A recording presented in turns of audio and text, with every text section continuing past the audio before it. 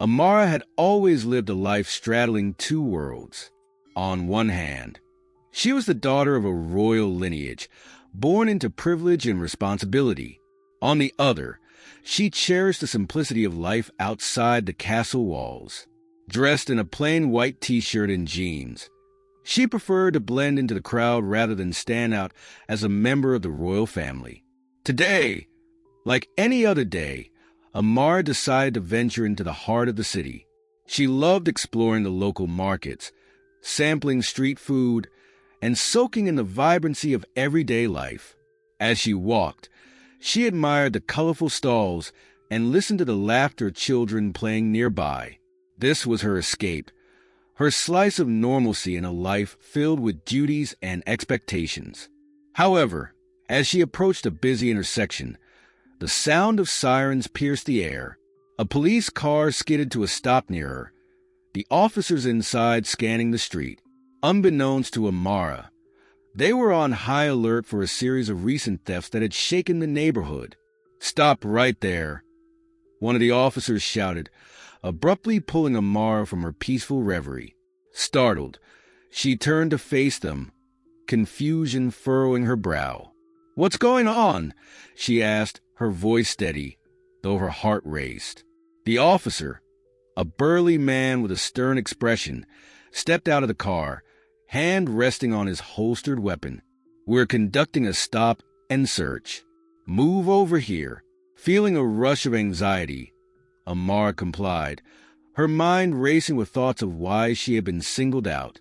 She watched as the officer's partner exited the vehicle and moved to her side. "What's your name?"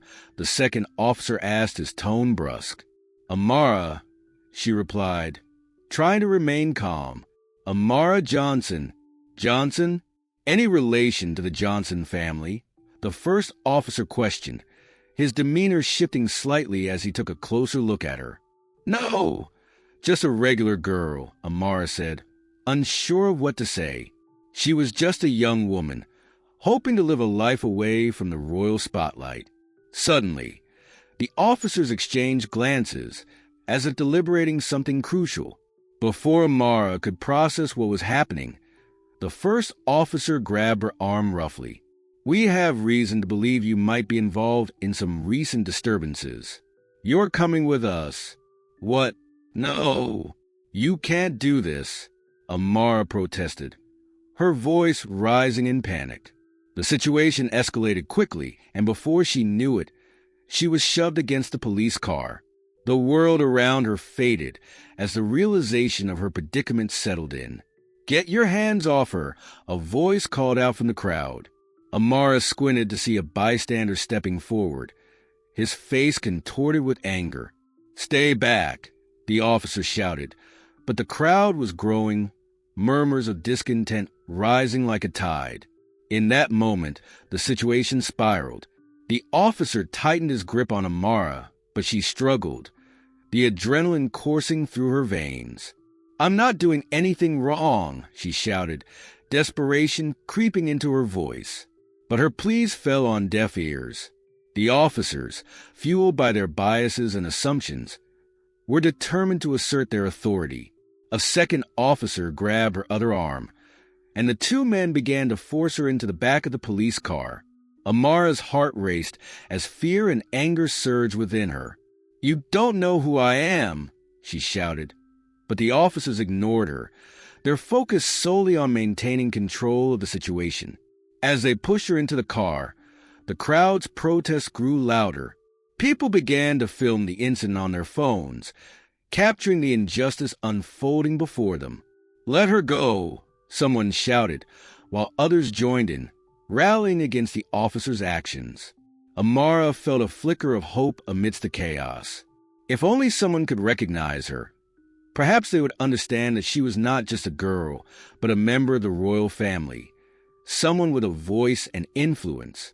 But as she sat in the cramped back seat of the police car, her mind raced with uncertainty. Moments later, the officers climbed into the front seat, and the car jolted as they sped away. Amara's heart sank as the realization of her circumstances hit her. She had always wanted to live a normal life, But this was not what she had envisioned. As the city whizzed by, she felt a growing determination rise within her. No matter what happened next, she would fight for her truth. She was not just a victim. She was a fighter. Amara's mind raced as she sat in the back of the police car, her heart pounding against her chest. The world outside blurred into a chaotic streak of colors, and her thoughts spiraled into uncertainty. She replayed the encounter over and over, trying to grasp how things had escalated so quickly. After what felt like an eternity, the car finally came to a halt. The officers stepped out, barking orders to one another, while Amara remained seated, a storm of emotion swirling inside her. She wanted to scream, to fight back, but fear held her in place. They had no idea who they were dealing with. Moments later, one of the officers opened the door, roughly pulling her out. "Get moving," he ordered, pushing her toward a dingy police station. The building loomed ahead, its cold, gray exterior matching the somber atmosphere surrounding her. Inside, the smell of stale coffee and disinfectant filled the air. A series of desks cluttered with papers and files greeted her, alongside a few indifferent officers who barely glanced in her direction. Amara felt small and vulnerable amidst the chaos of the precinct. "Take her to holding," the first officer commanded, and Amara's heart sank. "We'll figure this out after we check her ID." With a firm grip on her arm, he led her down a narrow hallway. As they passed by the holding cells, Amara caught glimpses of other individuals, people who looked just as lost and confused as she felt. Some were huddled in corners, while others paced anxiously, trapped in their own silent struggles. Finally, they reached a small, empty cell. The officer shoved her inside, and the heavy door clanged shut behind her. She stepped back, her back pressed against the cool, hard wall. "Wait here," he said, dismissing her with a wave of his hand. As he walked away, Amara's resolve hardened. She refused to let this define her. Alone in the cell, Amara took a deep breath, trying to steady her racing thoughts. She knew she had to remain calm. She couldn't let fear overwhelm her. With each passing moment, the weight of her royal identity hung heavily on her shoulders. If only she could tell them who she was. As time ticked by, Amara's mind wandered to her family. What would her mother think? They had always instilled in her the importance of compassion and understanding. Now, those values felt distant amidst the anger and injustice she was facing.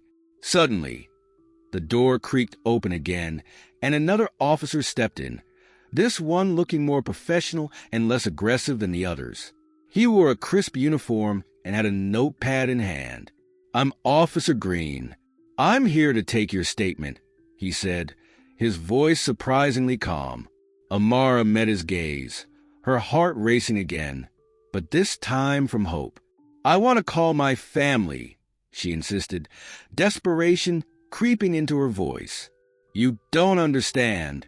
I'm not just some random person. I need to talk to my mother." Officer Green raised an eyebrow, clearly skeptical. "What's your last name?" "Amara Cummings," she replied, her heart pounding. "I'm the daughter of King Cummings of Nuvia." He paused, his expression shifting from suspicion to surprise. "The royal family?" "Yes," she exclaimed, relief washing over her. "I need you to call them. Please. This is all a mistake." He jotted down her name, then hesitated. "I'll see what I can do," he finally said, turning to leave. "But in the meantime, let's talk about what happened." Amara took a deep breath, steeling herself for what was to come. She had to make them understand. "I was just walking home. I didn't do anything wrong. I was just in the wrong place at the wrong time." As she recounted the encounter, Officer Green listened intently, occasionally taking notes. Amara's voice shook with emotion, and her eyes filled with tears as she described the fear she felt when they grabbed her. She could see his expression change as he realized the gravity of the situation. "I'll be honest," he said after she finished. This isn't how we want to handle things. But you have to understand, we're under pressure to maintain order. Order? Amara shot back, anger flaring inside her.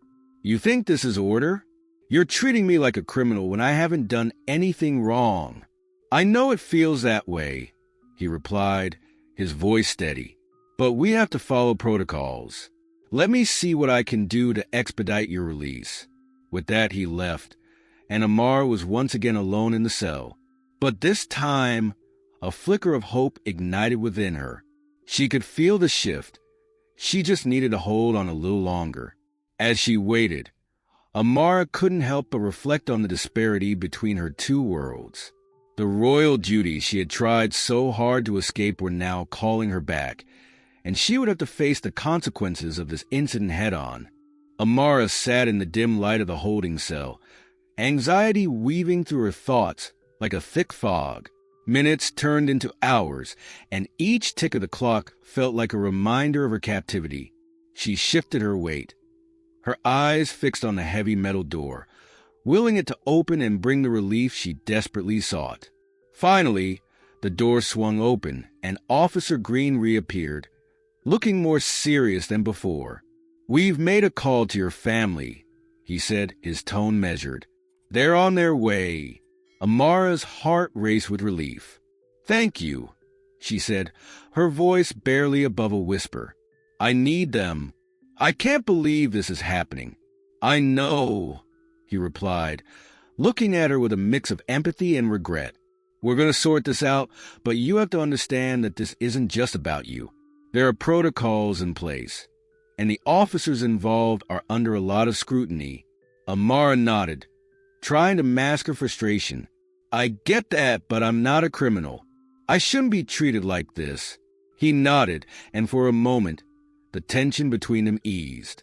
"I'll do my best to help you, Amara. Just hang in there." As he left, Amara felt a renewed sense of determination. She would not let this experience define her. She was more than just a girl in a cell. She was part of a legacy that demanded respect and recognition. After what felt like an eternity, she heard footsteps approaching. The door opened again, and this time, it was her mother, Queen Nadira, who stood in the doorway. Amara's heart leaped at the sight of her. "Amara!" her mother exclaimed, rushing forward and pulling her into a tight embrace. "I was so worried." "I'm okay, Mom," Amara reassured her, though the tremor in her voice betrayed her anxiety. "They think I'm a criminal. I was just walking home, and they stopped me." Queen Nadira stepped back, her eyes narrowing with concern. "What do you mean? Did they hurt you?" "No, but they grabbed me and threw me in here. They didn't even listen to me when I told them who I was." Nadira's expression hardened. "We need to speak to the chief of police immediately. This is unacceptable." "Mom, please. I just want to get out of here." "I don't want to make it worse," Amara pleaded, feeling the weight of her family's status pressing down on her. Her mother nodded, clearly torn between her instincts to protect her daughter and the political implications of their situation. "You're right. Let's handle this carefully. But you need to remember your training. You're a Cummings, you're strong, and you can navigate this." Just then, Officer Green returned and the atmosphere shifted. "Your family is here," he announced, glancing between them. "We need to discuss your release." "Finally," Amara said, feeling a wave of relief wash over her. "Thank you for getting in touch with them." Officer Green nodded but remained serious. "We have to follow the proper procedures. There's been a lot of scrutiny regarding this case." Amara understood the weight of those words. She felt the eyes of the world on her, waiting to see how the royal family would respond to this incident. "Mom, what happens next?" Amara asked, her voice trembling slightly. "We'll make sure you're released, and then we'll handle the media. This situation cannot reflect poorly on you or the family," her mother said, her voice steady despite the tension in the air. The officer led them out of the holding area and into the precinct's main office.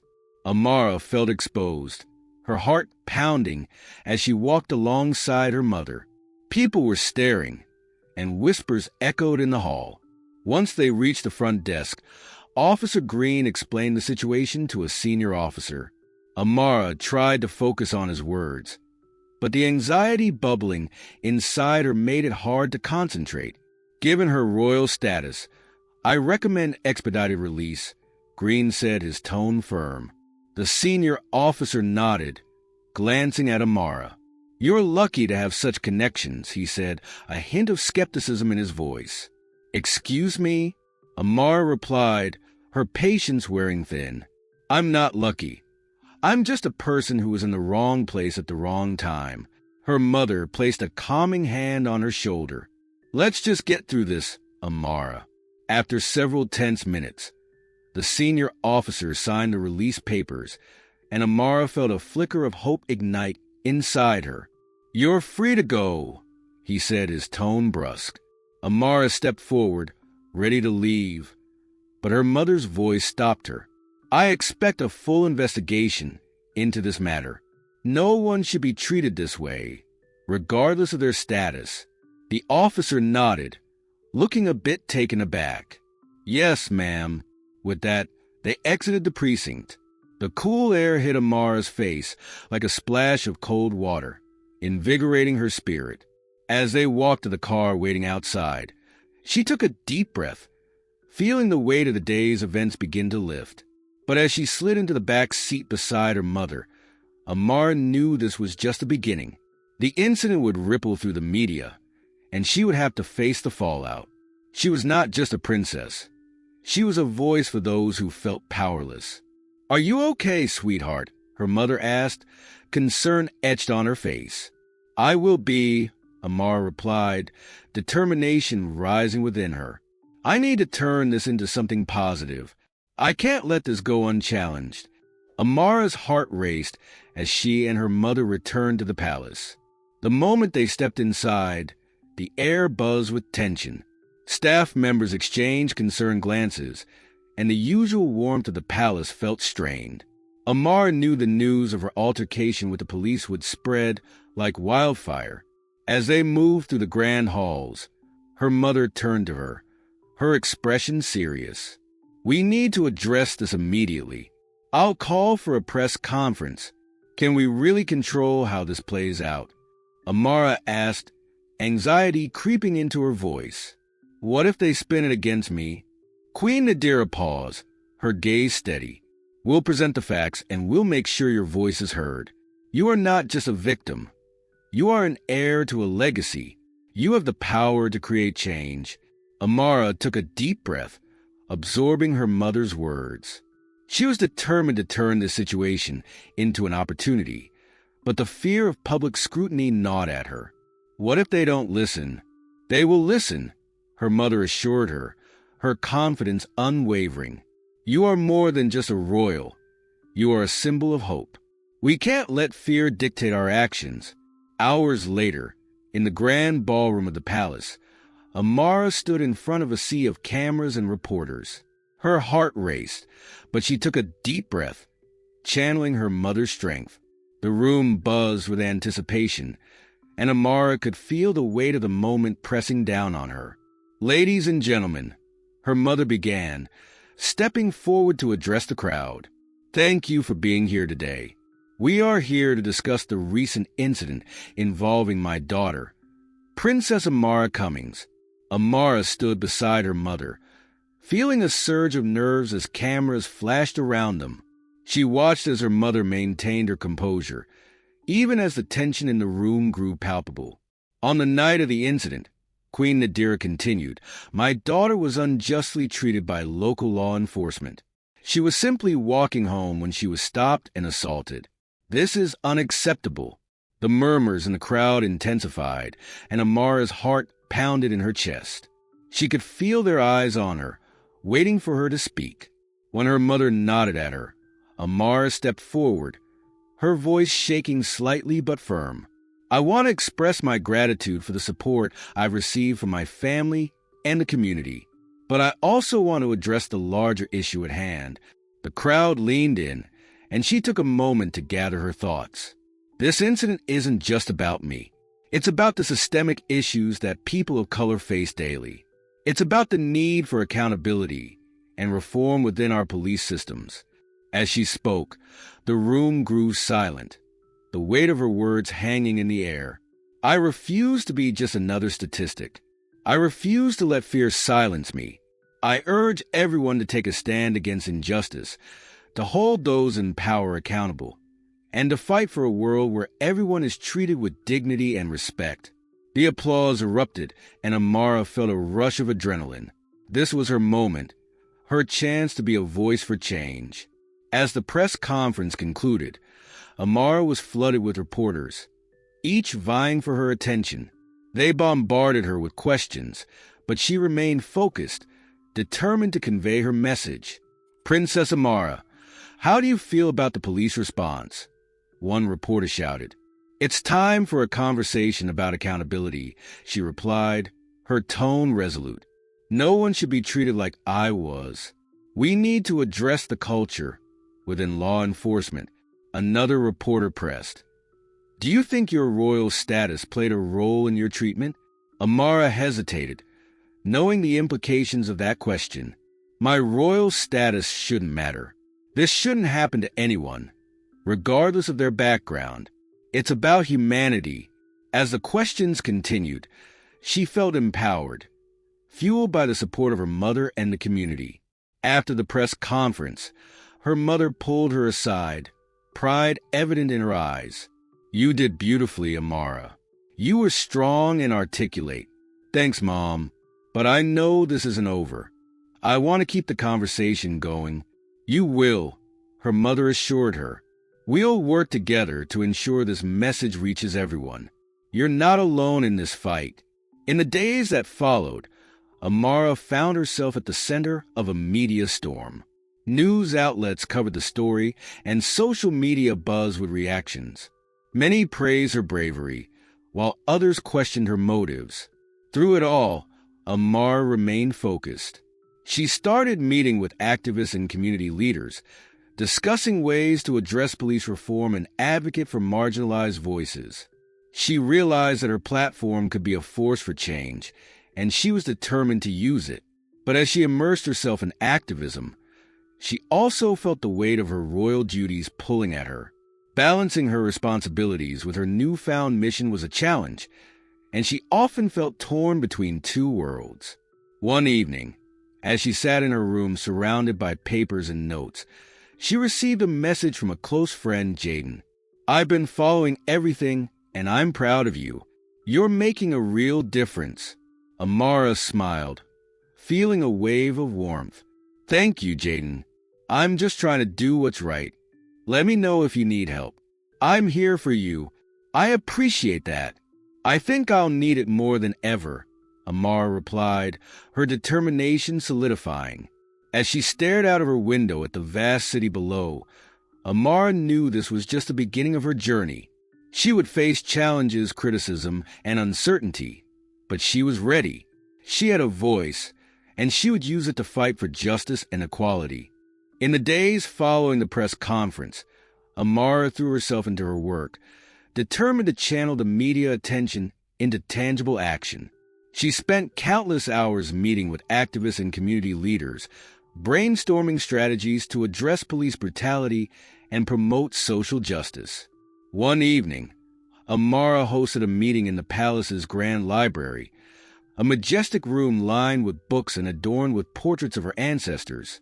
She had invited a diverse group of activists, each representing different communities affected by systemic injustice.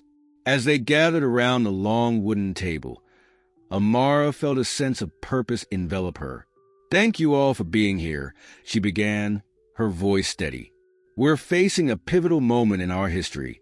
The incident that happened to me is just a glimpse of the larger issues many people face daily. We need to unite our voices and demand change." A woman named Aisha, an outspoken advocate for police reform, leaned forward. "Absolutely. Your platform gives us an opportunity to amplify our message, but we need a clear plan of action. We can't just react. We need to be proactive. Amara nodded, appreciating Aisha's directness. What do you suggest? Aisha pulled out a stack of papers. We should organize a community rally, something that highlights our demands for reform and shows solidarity among our communities. We need to invite local leaders, families affected by police violence, and the media. The room buzzed with energy as ideas flowed. A young man named Malik suggested they collaborate with artists to create visual displays that showcase the stories of those affected by police brutality. Art can be a powerful tool for change, he said passionately. Amara loved the idea. Yes, we can use art to express our experiences and emotions. It will help humanize the issue and reach people on a deeper level. As the discussion continued, they mapped out plans for the rally, agreeing to meet weekly to solidify their strategies. Amara felt invigorated by the collaboration, knowing they were building something meaningful together. But amid the excitement, Amara also faced pressure from her royal duties. The palace staff was anxious about her public activism, concerned it might overshadow her royal responsibilities. One morning, her father, King Hassan, summoned her to discuss the matter. Amara, I understand your passion, but you must remember your position, he began, his tone serious. You have a duty to uphold the dignity of our family. Dad, I am upholding our dignity, she countered, her voice firm. We can't ignore the injustices happening in our society. I can use my position to make a difference. King Hassan sighed, rubbing the bridge of his nose. I admire your dedication, but you need to be cautious. Your actions can have ramifications, not just for you, but for our entire family. You must navigate this carefully. Amara felt frustration bubbling within her. I know the risks, but I won't stay silent. If I can help bring about change, I have to try. He studied her for a moment before nodding. I understand your heart is in the right place. Just be mindful of how you present yourself to the public. The world is watching. After their conversation, Amara returned to her meetings with renewed determination. She refused to let her family's concerns deter her from her mission.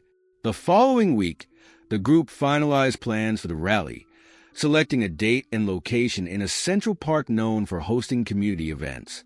As the day approached, Amara felt a mix of excitement and anxiety.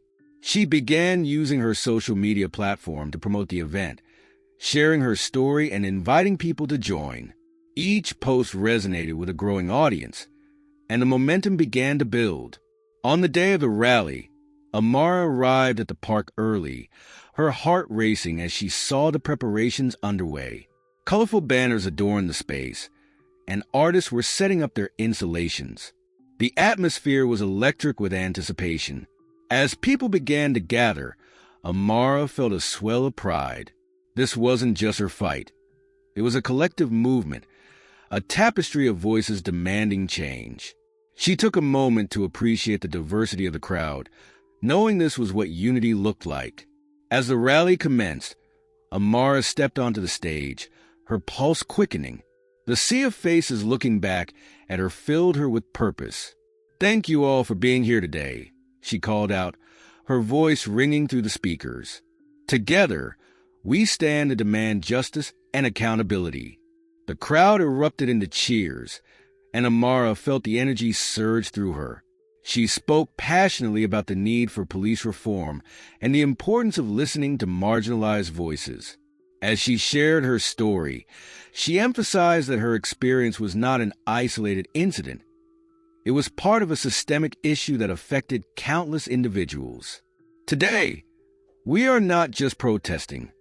We are advocating for a future where every person is treated with dignity and respect, she declared, her voice strong and unwavering. After her speech, the crowd participated in art displays, shared their stories, and expressed their hopes for a better future. Amara moved through the crowd, connecting with people and listening to their experiences. Each conversation reinforced her belief in the power of unity and the necessity of change. As the sun began to set, casting a warm glow over the park, Amara stood on stage once more. She felt a profound sense of fulfillment. This rally was just a beginning, a catalyst for a movement that could transform lives. But as she glanced at the crowd, she knew that the fight for justice was far from over. The world was changing, and she was determined to be at the forefront of that change, no matter the challenges that lay ahead. The rally had ignited a fire within Amara, but with it came a wave of backlash. News outlets began to dissect her every word, and social media was flooded with opinions, both supportive and critical. Some praised her bravery, while others questioned her motives, labeling her a royal rebel. Amara spent her days navigating the storm of public opinion, trying to stay focused on her mission. Despite the negativity, the outpouring of support from the community kept her spirits high. Many reached out, sharing their own stories and thanking her for giving them a voice. However, the palace walls felt tighter than ever. King Hassan called for a family meeting to discuss the unfolding situation. Amara entered the grand hall, anxiety gnawing at her. Her parents were already seated at the long table, and the atmosphere was heavy with unspoken tension. Amara, her father began, his voice stern. "We need to talk about your public image. The media is painting you as a divisive figure. It's affecting our reputation." "I'm not trying to be divisive," Amara replied, frustration bubbling beneath her calm exterior. "I'm trying to stand up for what's right.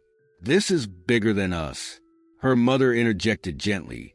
"We understand your intentions, but the way you approach this matters. You represent not just yourself, but our entire family." Amara felt a pang of guilt. "I didn't mean to bring negative attention to the family, but I can't ignore the reality of what's happening in our society. Then let's find a way to support your activism while maintaining the dignity of our position," her father suggested. "We can issue a statement that supports community efforts without alienating those who disagree." Amara nodded, recognizing the need for balance. "That makes sense. I want to bridge the gap, not create more division." After the meeting, Amara felt conflicted. She was grateful for her parents' guidance, but part of her feared that they would dilute her message. She needed to ensure that their support didn't come at the cost of authenticity. In the days that followed, she worked with her family's public relations team to craft a statement. It emphasized her commitment to justice and reform, while also calling for unity and understanding among different perspectives. The statement received mixed reactions, but it reassured some of the palace staff. Meanwhile, Amara continued her work with the activist group, planning a series of community workshops to educate people about their rights when interacting with law enforcement. She felt this would empower individuals and encourage dialogue between communities and the police. During one of the workshops, Amara stood before a group of eager participants, their eyes filled with curiosity and determination. "Today, we're here to talk about how to navigate interactions with police," she began, her voice steady. "Knowledge is power, and understanding your rights can make a difference." She explained the legalities surrounding police encounters and emphasized the importance of remaining calm and respectful, even in difficult situations. The participants engaged actively, sharing their experiences and asking questions. One woman raised her hand, her voice trembling. "What if they don't listen? What if I'm treated unfairly, even if I'm following the rules?" Amara met her gaze with empathy. "Unfortunately, that happens far too often. But knowing your rights gives you a stronger foundation to stand on. It's about staying safe and advocating for yourself. And remember, you're not alone in this fight." As the workshop concluded, Amara felt a sense of fulfillment. She was making a tangible difference, and the connection she formed with participants reinforced her commitment to the cause. However, the backlash continued. One evening, while scrolling through social media, Amara stumbled upon a post that made her stomach churn. A local news station had aired a segment criticizing her involvement in activism, framing her as a spoiled royal disconnected from the struggles of everyday people. Amara's hands shook as she read the comments, a mix of anger and sadness flooding her. It was disheartening to see how easily people could dismiss her efforts, reducing her to a stereotype. She felt the weight of the crown heavy on her head, the expectations crushing. Jaden, her close friend, noticed her distress. "Hey, don't let them get to you," he said, placing a comforting hand on her shoulder. "You're doing amazing work. Some people just can't handle change." "I know, but it hurts to see my intentions misrepresented." Amara replied, her voice thick with emotion. "I want to be a part of the solution, not the problem. Remember why you started," Jaden reminded her gently. "You're making an impact, and that's what matters. Keep pushing forward." Taking his words to heart, Amara decided to hold a live Q&A session on her social media platforms. She wanted to address the criticisms directly and reaffirm her commitment to the cause. On the day of the session, she prepared herself, her heart racing with anticipation. As she went live, she faced the camera with resolve. "Hi, everyone. I'm Princess Amara Cummings, and I want to talk openly about the recent backlash I've faced regarding my activism."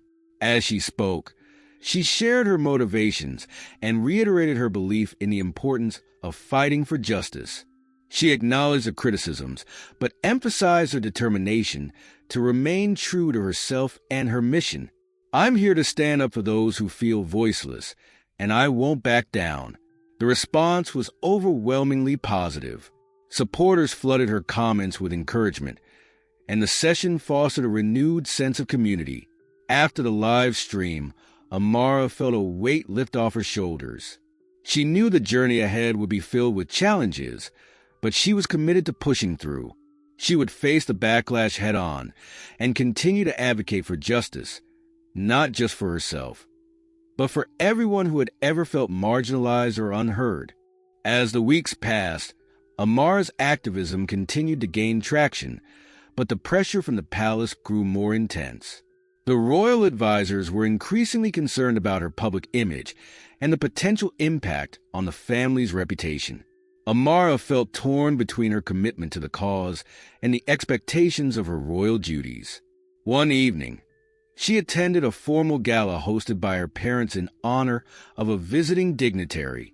The opulence of the event contrasted sharply with her recent experiences in the community. As she mingled with guests, exchanging pleasantries and polite smiles, Amara felt like a stranger in her own life. During the event, she spotted a familiar face across the room, Aisha, the activist she had worked with. Amara excused herself from a conversation and approached her friend, eager to catch up. "Aisha, I didn't expect to see you here," Amara said, genuine delight lighting up her face. Aisha smiled, but her expression held an undercurrent of seriousness. "I'm here to represent our community, but it feels surreal being in this environment. It's like a world apart from the issues we're fighting." Amara nodded, understanding the sentiment. "I feel the same way. Sometimes it's hard to reconcile the two worlds." As they spoke, Amara's mother approached them, her demeanor poised and regal. "Amara, dear, I need you for a moment," she said, her tone slightly urgent. Amara excused herself and followed her mother to a quieter corner of the grand ballroom. "What's wrong?" she asked, sensing the tension.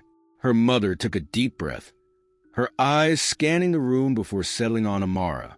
"We need to discuss the direction of your activism. There are concerns among the advisors that your actions may be causing more harm than good for the monarchy." "Mom, I can't just stop fighting for what's right," Amara replied, her voice rising slightly in frustration. "This is bigger than our family. I understand that, but you have to consider the repercussions. The public perception of the monarchy is delicate. If it falters, it could affect us all," her mother said, her tone firm yet caring. Amara felt her heart race, the weight of her family's legacy pressing down on her. "But at what cost? If I compromise my beliefs, I'm not being true to myself or the people I'm trying to help." Her mother's expression softened. "I admire your passion truly, but you need to find a way to balance your role as an activist and a member of the royal family. Perhaps we can strategize together." Amara hesitated, considering her mother's words. "I'd like that, but I can't be silenced. I won't allow my voice to be muffled because of royal expectations." Her mother nodded, understanding the complexity of Amara's position. "Then let's work together to amplify your message without jeopardizing the monarchy. It won't be easy, but we can find a way." After their conversation, Amara felt a mixture of hope and anxiety. She wanted to navigate this path without sacrificing her identity. The following day, she met with Aisha and the activist group to discuss their next steps. They were all eager to keep the momentum going, and Amara was determined to ensure their voices resonated without backlash. "Let's plan a series of community events focused on education and healing," Amara suggested. "We can collaborate with local leaders to create spaces for dialogue and understanding." Aisha's eyes lit up. "Yes, it's about building bridges and fostering connections. We need to engage with law enforcement, too. They're part of the community, and dialogue can help break down barriers." As they brainstormed ideas, Amara felt a sense of purpose surging within her. This was the direction she wanted to take, one that embraced unity rather than division. However, as they finalized their plans, Amara received a call that would change everything. It was the palace, and her heart sank as she answered. "Princess Amara, we need you to come to the palace immediately. There's been a serious incident involving one of your community events," the advisor said, urgency lacing his voice. Amara's stomach dropped. "What happened?" "There was a confrontation between activists and police at the last workshop. It escalated quickly, and we're concerned about the fallout," he explained. Amara felt a wave of panic wash over her. "I'll be there right away." When she arrived at the palace, she was met by her parents and a team of advisors. The tension in the room was palpable. "Amara, we need to discuss how to address this situation," King Hassan said, his expression grave. "The media is already spinning it. They're framing it as a riot. This isn't a riot. We were trying to foster understanding." Amara exclaimed, frustration boiling over. "I understand, but perception is reality," her father replied. "We need to act swiftly to protect our reputation." As they strategized, Amara felt her resolve strengthen. "We can't just issue a statement that distances us from the issue. We need to stand with our community." Her parents exchanged glances, weighing her words. Amara knew the stakes were high, but she was determined to do the right thing, even if it meant risking everything. The meeting concluded with a plan to release a statement expressing solidarity with the community while calling for accountability from law enforcement. Amara's heart raced as she realized the significance of this moment.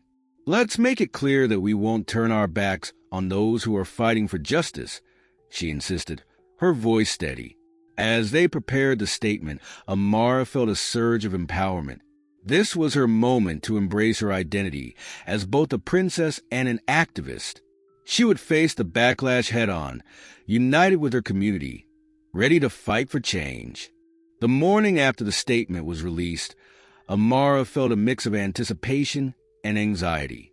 The royal family's declaration of solidarity with the community had sparked a wave of media attention, both positive and negative. Some applauded the family for taking a stand, while others criticized them for getting involved in controversial issues. Amara spent the morning reading through the reactions, her heart pounding with each scroll. But amidst the negativity, there was a growing chorus of support from activists and community leaders, reaffirming her belief that she was on the right path. Later that day, she received an invitation to attend a town hall meeting in her community, where residents would discuss the recent tensions and work towards healing. It was an opportunity to connect directly with the people she aimed to serve. As she arrived at the community center, Amara felt a sense of purpose wash over her. The room was filled with familiar faces, activists, neighbors, and friends, all united in their desire for change. The atmosphere buzzed with energy as discussions about community safety and policing practices unfolded. Amara took a deep breath, stepping onto the small stage to address the crowd. "Thank you all for being here today," she began, her voice strong and clear. "We're gathered not just to discuss our challenges, but to find solutions together." The crowd erupted in applause, their enthusiasm energizing her spirit. "I understand that tensions are high, but we have the power to create change. Together, we can build bridges between our community and law enforcement, fostering understanding and respect." After her speech, residents shared their experiences, their voices rising with passion as they recounted moments of injustice and hope. Amara listened intently, her heart aching for those who had suffered. She knew their stories needed to be heard, and it was vital for the royal family to remain engaged in this dialogue. As the meeting progressed, Amara facilitated discussions, encouraging participants to share their thoughts and ideas. She was determined to empower others to take action, and soon the crowd began to generate solutions. Community patrols, educational workshops, and outreach programs for the police. One young man raised his hand, his voice steady despite the emotion behind his words. "We need to create a community liaison program with the police. Someone who understands us and can advocate for our concerns directly." Amara nodded, thrilled at the suggestion. "That's a fantastic idea. We can work towards establishing that and ensure it becomes a reality." As the meeting came to a close, Amara felt a renewed sense of hope. This was the power of community. Together, they could navigate challenges and create change. She knew the road ahead would be long, but she was ready to face it head-on. A few days later, a local news segment featured the town hall meeting, showcasing the community's unity and resilience. Amara's commitment to justice resonated with viewers, and soon she found herself invited to speak at various events and forums across the country. Despite the increased public attention, Amara remained grounded. She focused on building relationships with activists, community leaders, and law enforcement, striving to foster a sense of collaboration. With each new connection, she felt the momentum of change growing stronger. Meanwhile, her family adjusted to the new normal. King Hassan and Queen Jamila became more involved in discussions about social justice, attending community events alongside Amara. They realized the importance of using their platform for good, standing with their daughter in solidarity. One evening, as they gathered for dinner, Amara's parents shared their thoughts. "You've inspired us to look at our role differently," her father said, pride evident in his voice. "We want to be active participants in this movement, not just bystanders." Amara beamed, grateful for their support. "Together, we can make a real impact. It's not just about me. It's about all of us working towards a better future." As the months passed, the community initiatives began to take shape. Workshops, forums, and outreach programs flourished, fostering dialogue between residents and law enforcement. Amara felt a sense of fulfillment, knowing she played a pivotal role in this transformation. One day, she received an invitation to speak at a national conference on policing reform. It was an opportunity to share her story and advocate for systemic change on a larger scale. With determination, she accepted, ready to amplify her message beyond the confines of her community. On the day of the conference, Amara stood before a packed audience, her heart racing with anticipation. She shared her journey, her experiences, the injustices faced by her community, and the importance of accountability and reform. "Change doesn't happen overnight," she said passionately, "but it starts with us having the courage to speak out and demand better. We must hold ourselves and our leaders accountable." As she concluded her speech, the audience erupted in applause. Amara felt a surge of hope, knowing that her message resonated with others. She was part of something bigger, a movement for justice and equality. Returning home, Amara reflected on her journey. The road had been fraught with challenges, but she had emerged stronger and more determined than ever. She had not only embraced her identity as a royal, but also as an advocate for change. In the following weeks, the community initiatives continued to grow, and Amara felt the ripple effect of their efforts. People were inspired to take action, engage in discussions, and work together to create a brighter future. As she stood before a crowd at a community celebration, Amara smiled, knowing she was not just an heiress but a catalyst for change. The struggles her community faced had ignited a passion within her, a passion that would continue to drive her forward. Together, they had begun to forge a new path, one filled with hope, resilience, and the unwavering belief that change was possible. Amara was ready to embrace the future, confident that her voice and the voices of her community would be heard.